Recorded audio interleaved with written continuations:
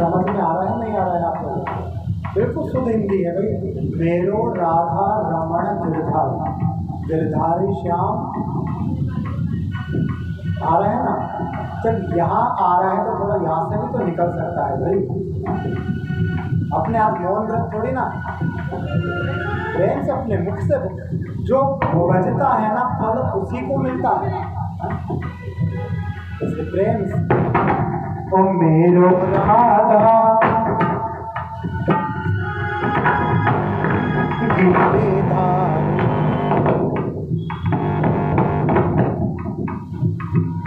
ये कर रहा है थोड़ा तेरी ये वीडियो निकलती है।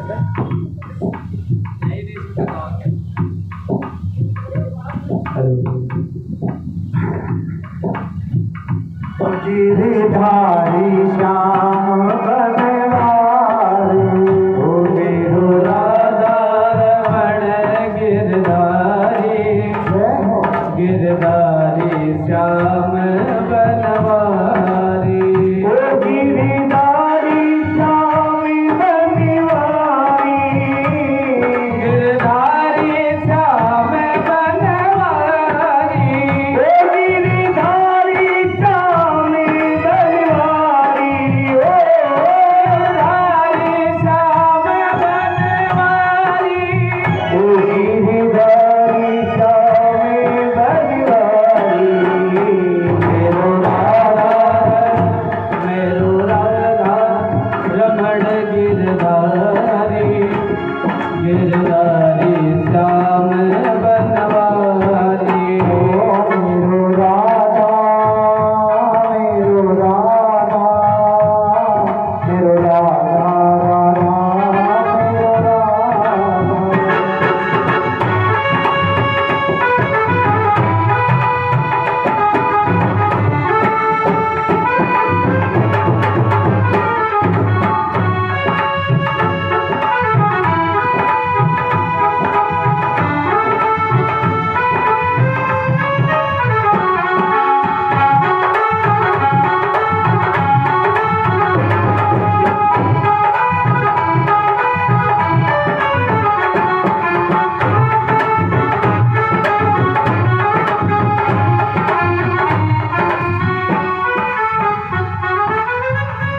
गजने जब मौत निहारी, गजने जब मौत निहारी, गजने जब मौत निहारी, गजने जब मौत निहारी, प्रभु तेरे आप को मारी, प्रभु तेरे आप को मारी, प्रभु तेरे आप को मारी, प्रभु तेरे आप को मारी। और इसका ऊपर आला है ना, उसमें मेरी वो छोटी सी माला पड़ी होगी, वो माला भी आना इसके कमरे को, इसका आला है ना ऊपर बक्से के पास, हाँ उसमें मेरी माला पड़ी है छोटी वाली,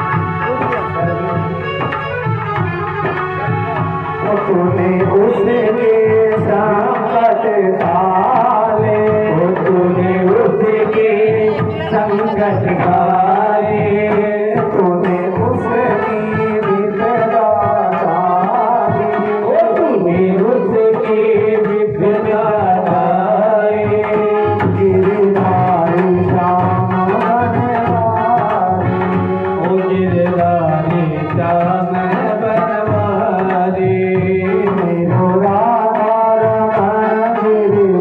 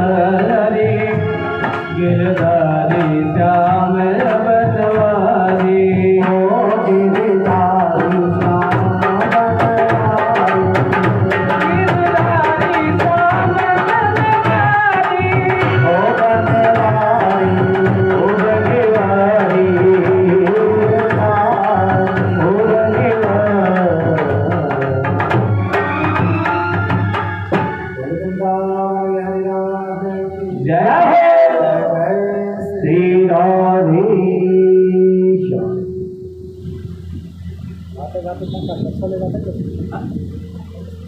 इसमें साफ सुर होते होंगे, तुम कैसे में ले जाते हो डायरेक्ट गाय ले जाए खड़ी। राधे राधे राधे राधे राधे राधे।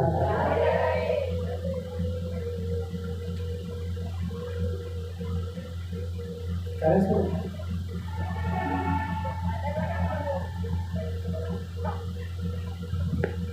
देखिए 6 अध्यायों के अंदर कल भागवत के महात्म की कथा का वर्णन।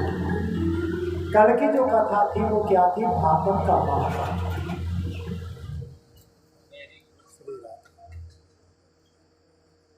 राधे राधे। आवाज आ रही है ना? कोई बात।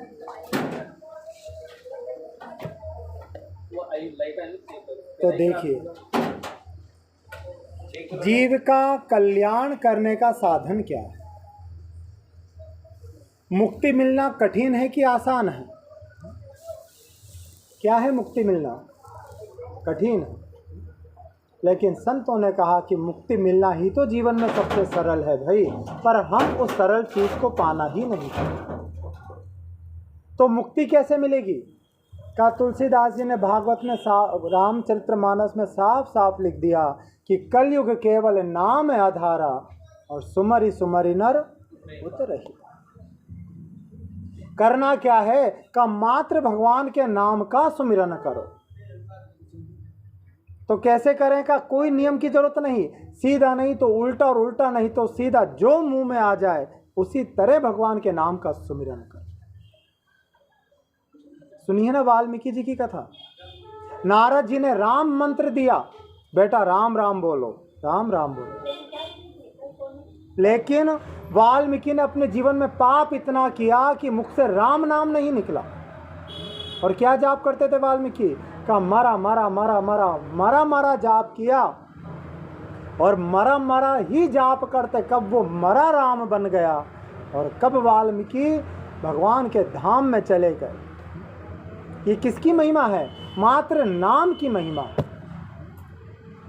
जिस विधि जैसे भी हो उस परमात्मा के नाम का जीव को सुमिरन करना चाहिए। श्री राधे राधे राधे।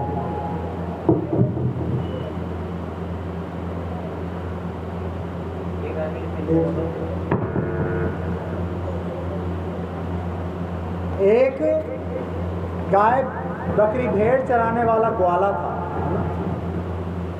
उन्हीं के गांव के पास में एक कुटिया बनी हुई थी महात्मा जी। अब वो ग्वाला देखता, रोज भगत लोग आते हैं, गुरु महाराज गुरु मंत्र देते हैं।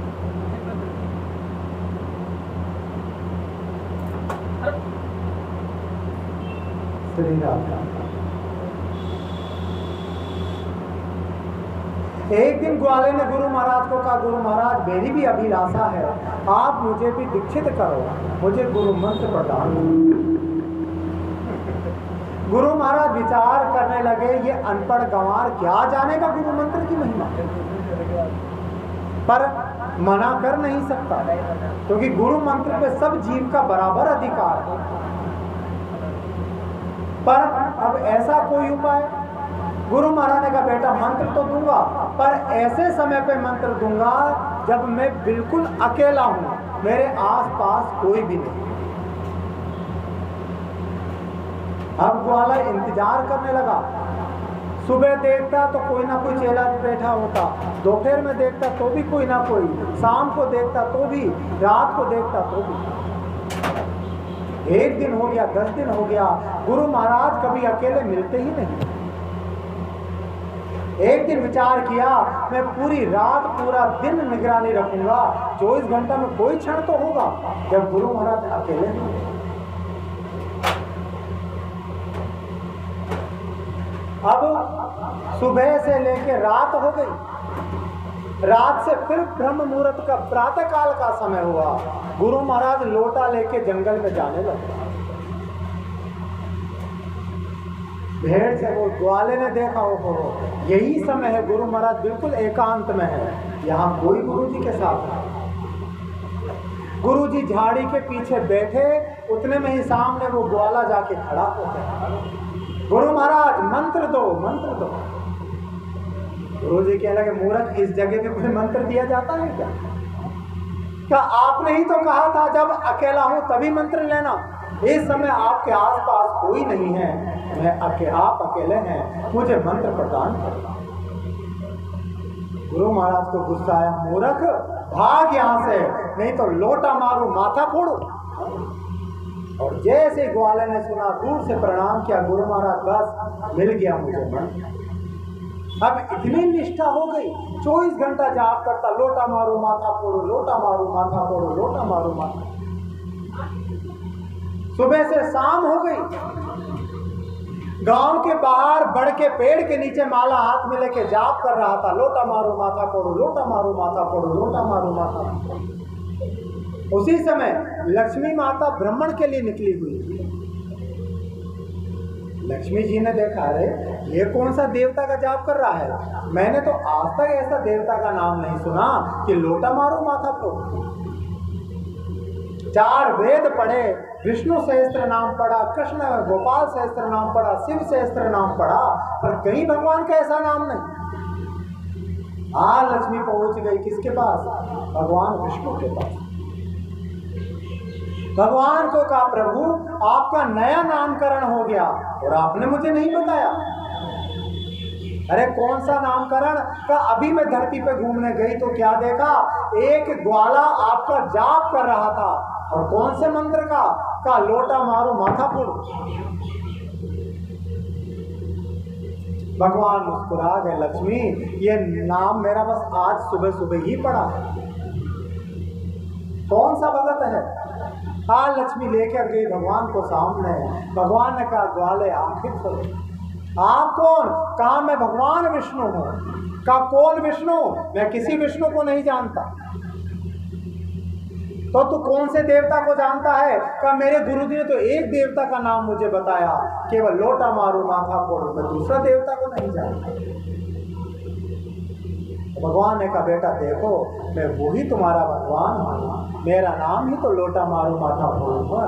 आँख खोल के और जैसे ही आँख खोला, देखा सामने पीताम्बर वस्त्र को, मोर मुकुट किरत कुंडल चतुर्भुज रूप को, शंख चक्र गदा पद्म को धारण किए हुए गरुड़ की पीठ पर बैठे हुए भगवान नारायण साक्षात। बोले लक्ष्मीनाथ भगवान। तो कहने का अर्थ यही है भाई कि परमात्मा का नाम किसी भी रूप में लो, परमात्मा प्राप्त होंगे ही। देखो जसोदा प्रेम से कृष्ण को बुलाती थी, है ना? और कंस ने भी प्रेम से बुलाया कभी भगवान को? हमेशा शत्रु भाव से भगवान को पुकारा। तो क्या भगवान ने कंस का उद्धार नहीं किया? का उसका भगवान ने सुग्रीव का उद्धार किया, तो क्या बाली का नहीं किया? क्या भगवान ने रावण को नहीं उद्धार किया? अरे वो रावण भी तो राम का शत्रु था, उनकी पत्नी को लेके चला गया, फिर भी पूरे कुटुंब के साथ भगवान ने रावण को अपने परम धाम की गति पर डाला। तो इसीलिए कहा कि कलयुग केवल नाम है आधारा, सुमरि सुमरि नर उतर ही पारा। कलयुग में यदि जीव कल्याण चाहता है तो क्या करने की आवश्यकता है? तो मात्र भगवान के नाम का सुमिरन करो। जो गुरु द्वारा मंत्र प्रदत्त हो, उस गुरु के दिए हुए नाम का भजन करो। क्यों? क्योंकि गुरु के मंत्र से बड़ा कोई दूसरा शास्त्रों में मंत्र नहीं दिया। लाख मंत्रों का जाप कर लो, पर गुरु मंत्र का जाप नहीं करो तो लाख मंत्र भी व्यर्थ हो जाए। और लाख मंत्रों का जाप ना करो और एक गुरु मंत्र का जाप कर लो तो सारे वेद शास्त्रों के मंत्रों का फल मिल जाता है। इसीलिए कलयुग में नाम की बड़ी महिमा बताई और भागवत में भी कहा, नाम संकीर्तनम यस्य। और आगे कल कथा में सुना ना, सनकादिक ऋषियों ने भी यही तो कहा कि सदा सेव्य श्रीमद् भागवती वार्ता। सदा करो, सदा जपो, केवल कृष्ण नाम को जपो। तो कब जपें? देखो कलयुग की यही तो सबसे बड़ी महिमा है कि कलयुग में जैसे भी जपना चाहो, उठते बैठते नहाते खाते पीते झाड़ू लगाते पोछा लगाते किसी से बात करते कैसे भी हो, पर अगर उसका नाम एक बार मुंह से निकल गया, श्रद्धा नहीं अश्रद्धा से भी जाप कर लो, भाव से नहीं अभाव से भी जाप कर लो, मन से नहीं दिखावे में ही जाप कर लो, फल तो मिलेगा।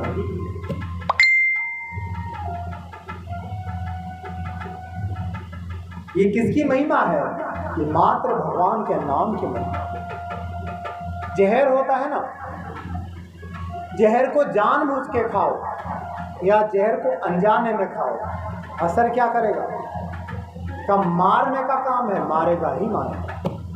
जहर ये नहीं देखता इसने अनजाने में पी लिया, वो अपना कर्म निभाता है, उसका जो कर्म है जहर अपने कर्म को पूर्ण करता है। उसी प्रकार ये भगवान का नाम कैसे भी जाप कर लो, झाड़ू लगा रहे हो, झाड़ू लगाते लगाते श्री कृष्णा श्री कृष्णा श्री, रोटी भी बना रहे हो तो श्री राधे श्री राधे, फल मिलेगा आप जैसे करना चाहिए। गाय भैंस का दूध निकाल रहे हो तो दूध निकालते निकालते भी बोल दो श्री राधे कृष्णा राधे कृष्णा।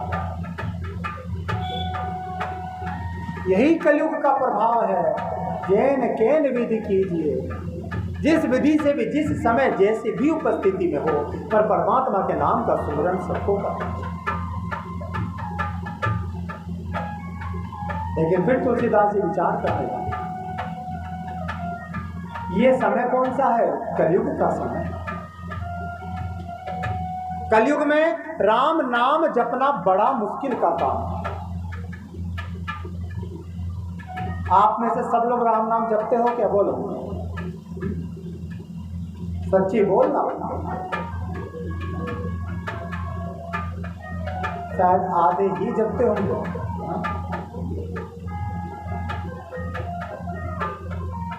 कारण का कलयुग का प्रभाव ही ऐसा है भाई कि हरि नाम मुख से निकलना बड़ा मुश्किल होता है। सबसे सरल, पर निकलना बड़ा मुश्किल है। तो तुलसीदास जी विचार करने लगे कि अगर ये जीव राम नाम नहीं भजेगा तो इनकी मुक्ति कैसे होगी। तो फिर रामचरितमानस में आगे तुलसीदास बाबा कहते हैं, देखो ये दूसरा उपाय है कलयुग में मुक्ति पाने का।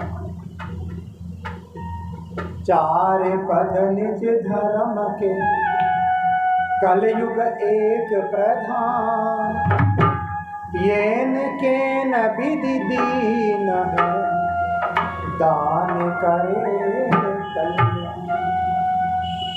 यदि मुख से नहीं कर सकते तो हाथों से देना शुरू करो, यानी अपने जीवन में जितना कर सकते हो आप दान करना शुरू करो।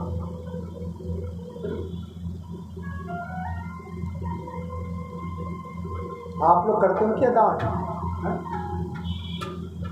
केकड़ी वाले दान पुण्य करते हैं क्या?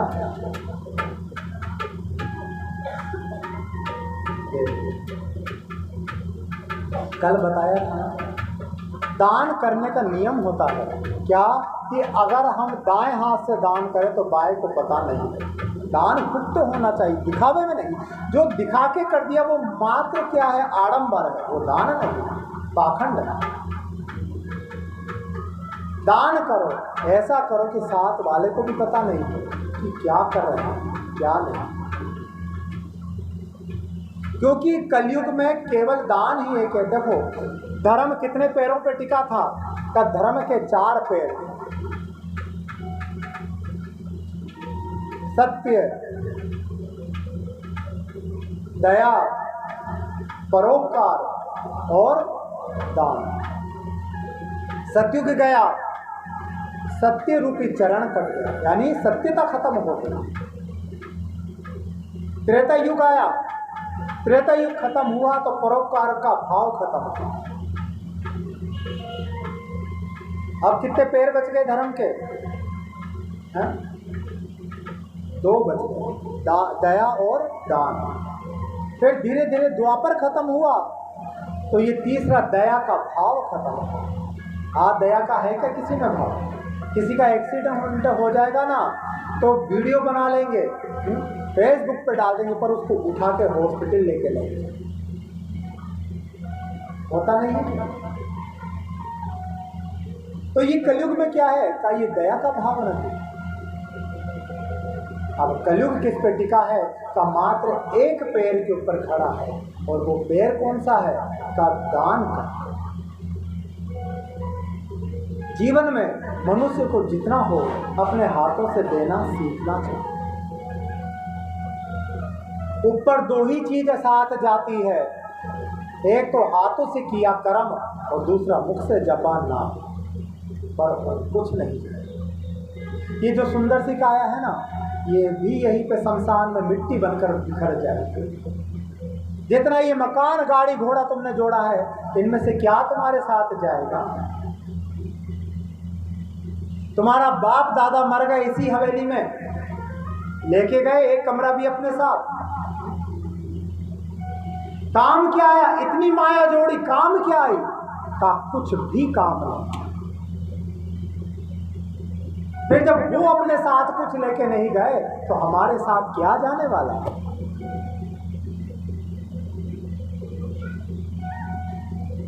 इसीलिए अगर खाता खोलना है ना तो साधारण बैंकों में खाता मत खोलो, खाता खोलना है तो राम जी के खाते में खोलो। मेरा मतलब ये नहीं कि तुम कल से बैंक का खाता बंद करा दो, रखो, खाता होना भी चाहिए। कईयों पे तो टेंशन हो गया कि खाता बंद कराना पड़ेगा, लेकिन जो साथ जाने वाला खाता है वो कौन सा है का वो भगवान के नाम सुमिरन रूप। राधे राधे। इसीलिए तो शायद कफन में जेब लगी। कफन देखा है कि कभी जेब वाला कफन? कभी नहीं होती। क्यों? कफन शिक्षा देता है। क्या बेटा देख, जब आया था ना, जीव आता है जब कैसे आता है, बच्चे का जन्म होता है जब कैसे आता है?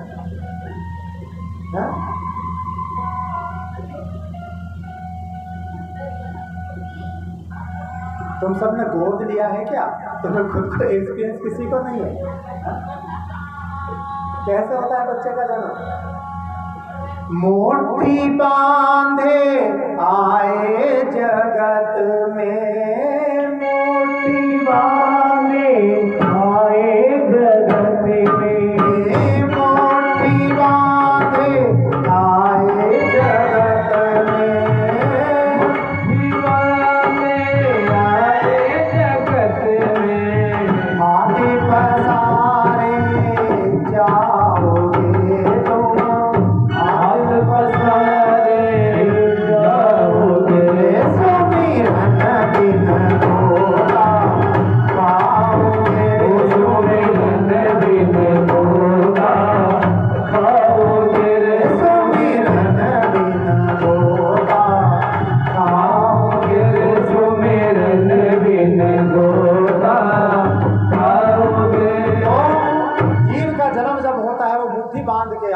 जब जाता है तो हाथ खुले करके।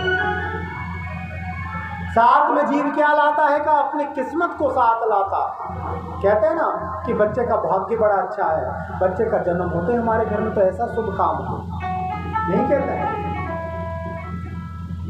कारण का जब जीव का जन्म होता है वो अपनी किस्मत, अपने भाग्य को अपने हाथों में लेके आता है, और जब जाता है तो जीव हाथ पसार के क्यों जाता है? जीव शिक्षा देता है ये मुर्दा जीव को, क्या देखो बेटा, तुमने ये लाखों करोड़ों जोड़ लिया, 10-10 प्लाट खरीद लिए, इतना सोना चांदी जोड़ लिया, लेकिन मैं लेके क्या जा रहा हूँ?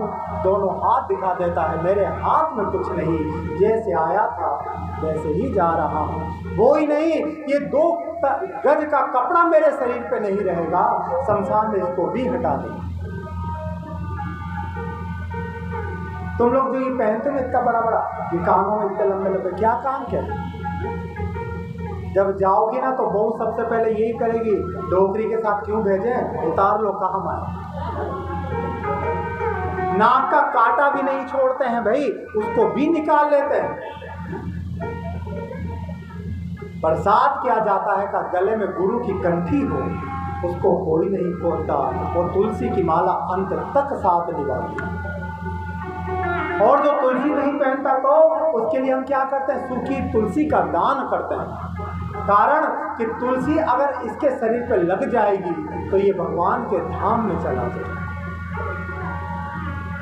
इसलिए तो हम तुलसी दान करते हैं। तो विचार करो, अंत में सूखी तुलसी यदि डालने से मुक्ति मिल सकती है तो जीवन में तुलसी की कंठी गुरु की पहनेंगे तो क्या मुक्ति नहीं होगी? जरूर होगी। जिसके गुरु हैं, किसके हैं गुरु? कल बताया था।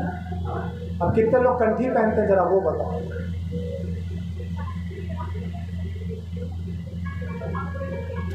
हाँ, भले एक ही मोती क्यों ना, पर होना चाहिए।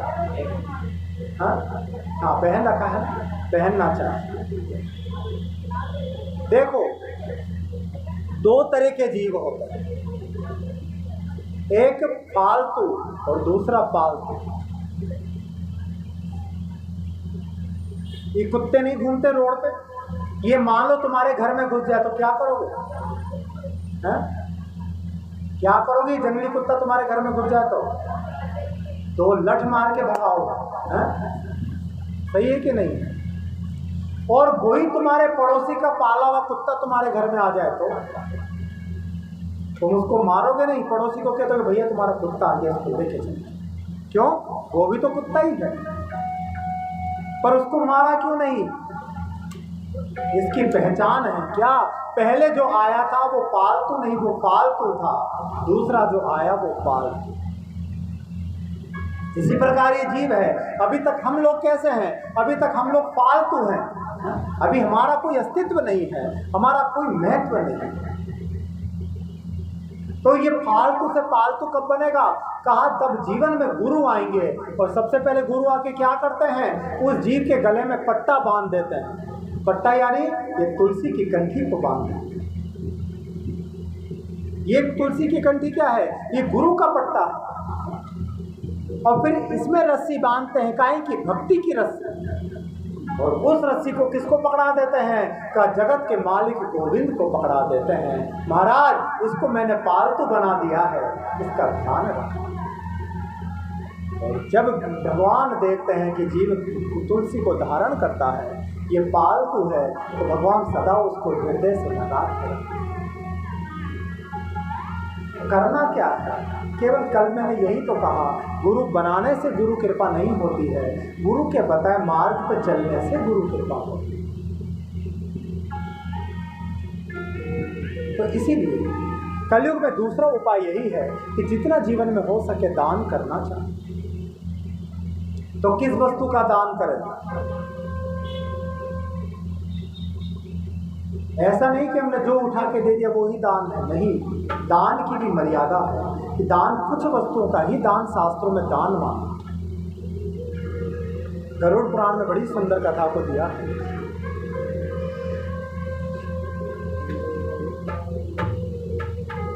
गरुड़ जी महाराज, गरुड़ पुराण सुनिए आप लोगों ने? यहाँ होती नहीं है क्या? मर जाते हैं जब कराते हैं।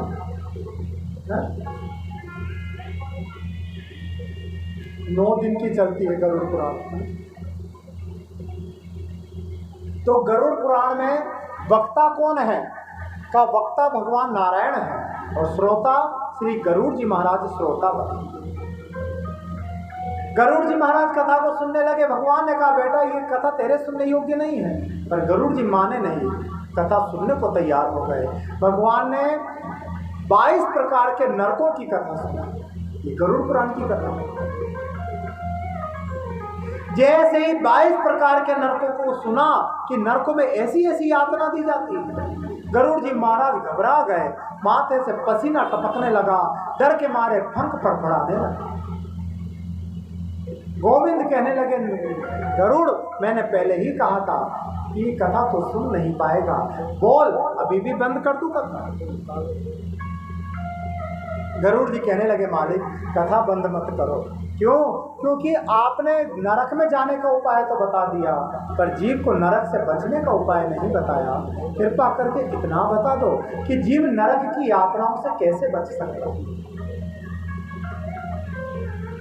तो भगवान कहते हैं देख बेटा, इस संसार में जीव को यदि बचना है तो क्या करे? कहा मेरे और शिव के नाम का भजन करो, क्योंकि मुझ में और शिव में कोई भेद नहीं है। शिव ही नारायण है और नारायण ही शिव है। इसीलिए देखो, कभी भी भगवान में हम लोग तो भेद कर देते हैं। कोई कहता है शिव बड़ा, कोई कहते हैं विष्णु बड़े, कोई कहते हैं ब्रह्मा बड़े, पर ऐसा नहीं भाई। स्वरूप मात्र में सब अलग है, पर तत्व मात्र में सब एक। नारायण है सो शिव है, शिव है सो नारायण। तो नारायण यही कहते हैं कि बेटा सबसे पहले तुम भगवान शिव की और मेरी आराधना करो। और का इस जीव को क्या करना चाहिए? यदि वो नरक की यातना से बचना चाहता है तो जीव को अपने हाथों से दान करना आना चाहिए। तो किस वस्तु का दान करें? का सबसे पहले कहा मनुष्य को स्वर्ण का दान करना चाहिए। धरती के ऊपर यह सबसे बड़ा दान है, स्वर्ण का। स्वर्ण यानी सोना। दान की सीमा नहीं है कि आप कितना करते हैं, लेकिन शास्त्रों में ये लिख दिया कि देखो, भागवत के आगे कथा में आएगा कि दान कैसे करना चाहिए। कि जितना सामर्थ्य हो उसके अनुसार दान करना चाहिए। यदि सामर्थ्य से कम दान कर दिया तो वो दान पूरा व्यर्थ हो जाता है। अगर 100 रुपये देने का सामर्थ्य तो 100 दो, 101 करने की जरूरत नहीं है। पर यदि 1 रुपये दान करने की जरूरत है तो 100 उधार करके करने की जरूरत नहीं।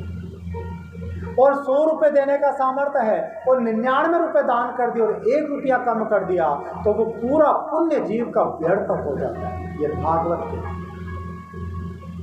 यदि जितना सामर्थ्य हो तो उतना तो दान करना ही चाहिए। फिर प्रश्न उठता है, दान किसको करें?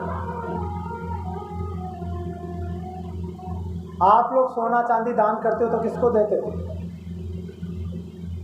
हाँ?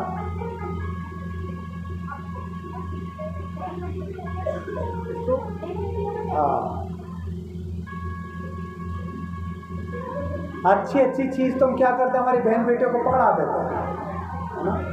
बेटा ये 1 तोला सोना दान कर रही हूँ, किसको दूँ? अरे बेटी के जामने में दे देंगे, काम आ जाए।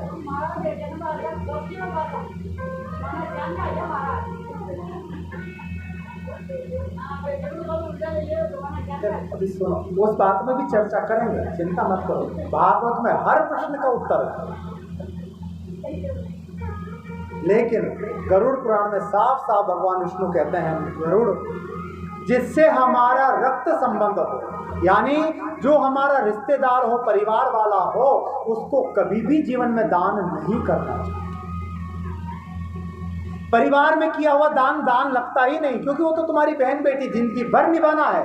तुम नहीं दोगे तो भी निभाना है और दोगे तो भी निभाना है। तो दान किसको करें? का जिससे हमारा कोई संबंध नहीं हो, जिसको हम जानते नहीं हो, जो हमारे लिए पराया हो, जिसको दान देने के बाद हमें यह चिंता नहीं हो कि हमारे दान का क्या हो रहा है। बहन बेटियों को दान दे देते ना तो चिंता बनी रहती है।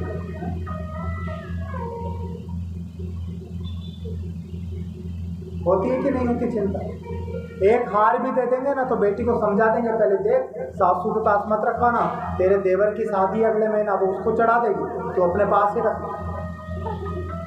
जब तुमने दे दिया तो तुम्हें क्या लेना देना कि वो दान का क्या करे, चाहे वो कचरे में ही फेंके, पर तुम्हें उससे क्या लेना देना। इसीलिए रक्त संबंध के लिए शास्त्र साफ मना कर देते हैं। तो अपनी बहन बेटियों को, रिश्तेदारों को, परिवार संबंधियों को, रक्त संबंधियों को कभी दान मत करो। दान देना है तो उसको करो जिससे हमारा संबंध रक्त का ना हो, यानी जो हमारे परिवार का ना हो। तो स्वर्ण दान सबसे बड़ा दान है धरती पे। जीव को जीवन में एक बार स्वर्ण का दान जरूर करना चाहिए। जो जीव स्वर्ण दान करता है उसका फल क्या होता है? का जो जीव स्वर्ण दान करता है अगले जन्म में वो जीव बड़ा सुंदर होता है, यानी सुंदरता प्राप्त होती है। दूसरा, वो जीव जीवन में कभी दरिद्र नहीं होता है, सदा उसके पास पैसा बना रहता है। कई लोग नहीं कहते हैं क्या, देखो वो तो कोई काम धंधा भी नहीं करता पर उसके पास कितना पैसा रहता है। ये आता कहाँ से है पैसा? तो ये उसके इस जन्म का कर्म नहीं है भाई, उसने शायद पिछले जन्म में स्वर्ण दान किया था, इसलिए उस जन्म में उसको अनायास संपत्ति की प्राप्ति, इसलिए स्वर्ण दान करना चाहिए। आप लोगों ने किया है क्या किसने स्वर्ण दान, बहन बेटियों को छोड़ के?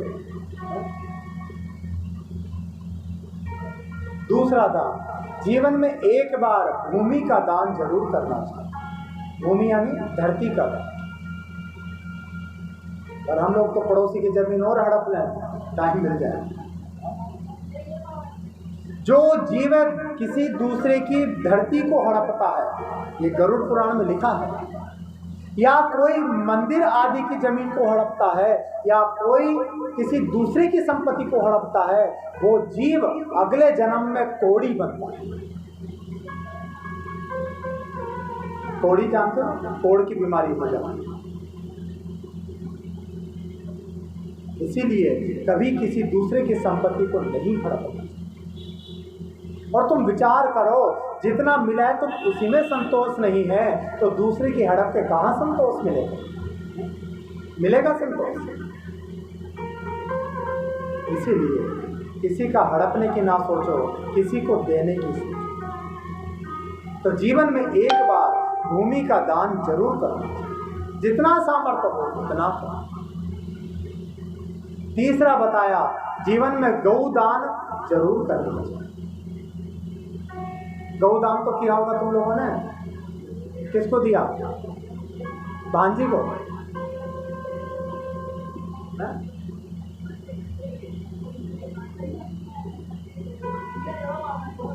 हाँ,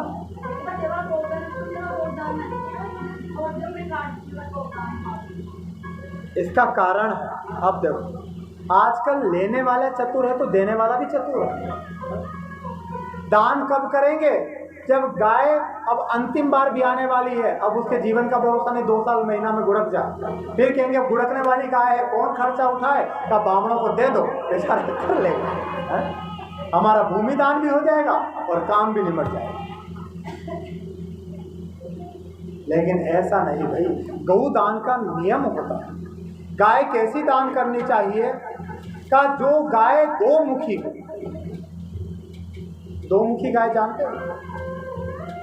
दो मुखी गाय कहते हैं जिसके पेट में बालक हो और बालक जन्म लेने वाला हो, उस गाय को कहते हैं दो मुखी। एक मुख गौ माता का और दूसरा मुख उसके पेट के बालक। या तो दो मुखी गाय हो, या दूसरी का जिसने हाल में ही बालक को जन्म दिया, यानी दूध देती गाय।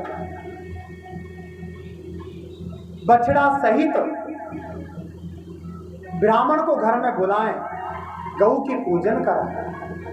5 वस्त्र गौ माता का, जो ये लेडीज का कपड़ा होता है ना, साड़ी वाड़ी, जो भी पूरा श्रृंगार सहित गौ माता को प्रदान करें। जैसे ब्राह्मण को या जिसको भी गाय देनी है, उसके 5 कपड़े गौ माता के सिंग को स्वर्ण से जड़वाना चाहिए, यानी सोने से गड़वाना चाहिए, और उसके खुर को चांदी में जड़वाना चाहिए। और इतना भी नहीं तो जितना सामर्थ्य हो उस निमित्त सोना और चांदी दे देना चाहिए। फिर बताया, गाय के गले में बांधने के लिए घंटी हो और रस्सी हो, और बछड़े के लिए भी रस्सी और घंटी। जल पीने का पात्र हो, भोजन करने का पात्र हो। फिर ब्राह्मण को घर में बुला के हवन कराएं, विधि विधान से पूजन कराएं। पूजन करा के ब्राह्मणों को भोजन करा के गाय माता की रस्सी ब्राह्मण के हाथों में पकड़ाते हैं, और फिर भी दान पूरा नहीं होता। तो फिर दान पूर्ण कब होगा?